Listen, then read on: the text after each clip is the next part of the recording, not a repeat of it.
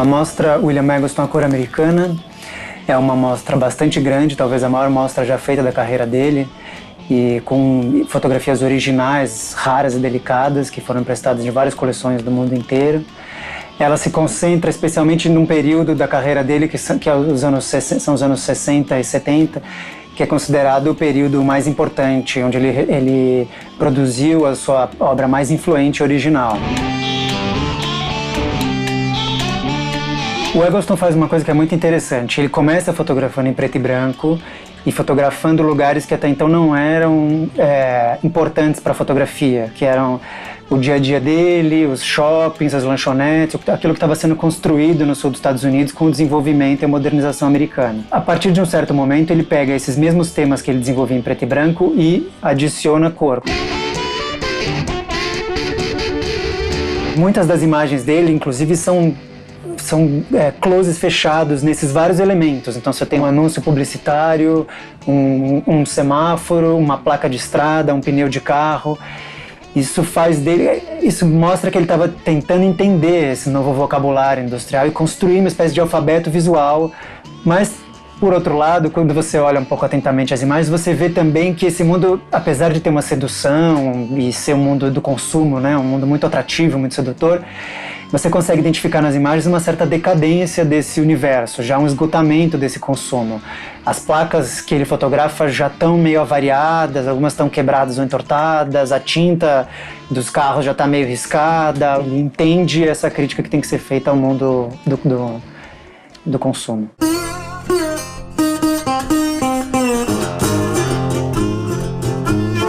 O Eggleston é muito importante porque ele, quando resolve imprimir essas imagens, escolhe uma técnica que era usada mais na fotografia publicitária, que era uma técnica caríssima de impressão de imagens, que era conhecida como dye transfer, que significa transferência de corantes. Isso é uma espécie de serigrafia fotográfica, que permitia ao fotógrafo controlar minuciosamente cada cor, individualmente as cores, e também dar uma certa saturação para as imagens que os químicos e a fotografia colorida naquele momento não conseguiam atingir. É por isso que é importante você ver as imagens do Eggleston ao vivo, não apenas nos livros, que é a impressão offset, mas ver mesmo as obras. O dye transfer, que é uma coisa interessante, é um processo que vai ser extinto, porque a Kodak parou de fabricar os químicos. O impressor do Eggleston comprou tudo que tinha no mercado há 10 anos, quando eles pararam de fabricar, congelou esses químicos e vem aos poucos imprimindo as fotos dele, mas isso está prestes a acabar.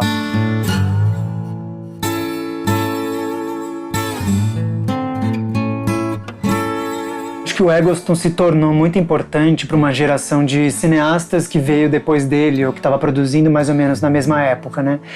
Esse repertório dele do sul dos Estados Unidos, da cor, dessa imensidão, dessa vastidão, era uma coisa que inspirou muita gente. Você pode lembrar do Wim Wenders, por exemplo, que se declara nominalmente inspirado pelo Eggleston, ou mesmo David Byrne, que é um músico fantástico, mas que fez um único filme nos anos 80 e que ele diz que esse filme foi inspirado também nas fotos do Eggleston.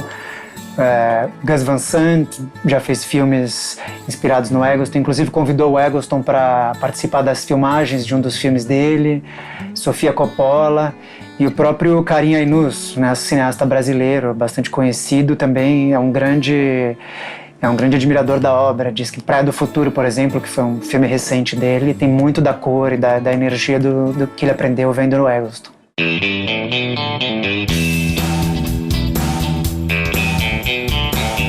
A exposição tem obras muito conhecidas, talvez a obra mais conhecida dele seja o Triciclo, que é um pequeno triciclo assim, fotografado de baixo, e esse triciclo ganha uma presença monumental, ele está inclusive maior do que as casas e que os carros que estão atrás dele.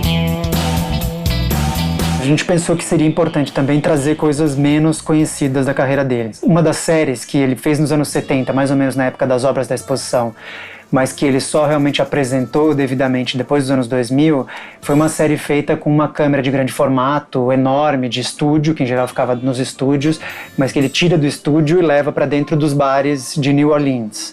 Então são imagens muito impressionantes, porque esse negativo grande permitia que você visse detalhes muito pequenos que uma câmera de 35mm não captava. É muito, muito impressionante, as fotos têm quase 1 metro, então você tem uma riqueza de detalhes linda.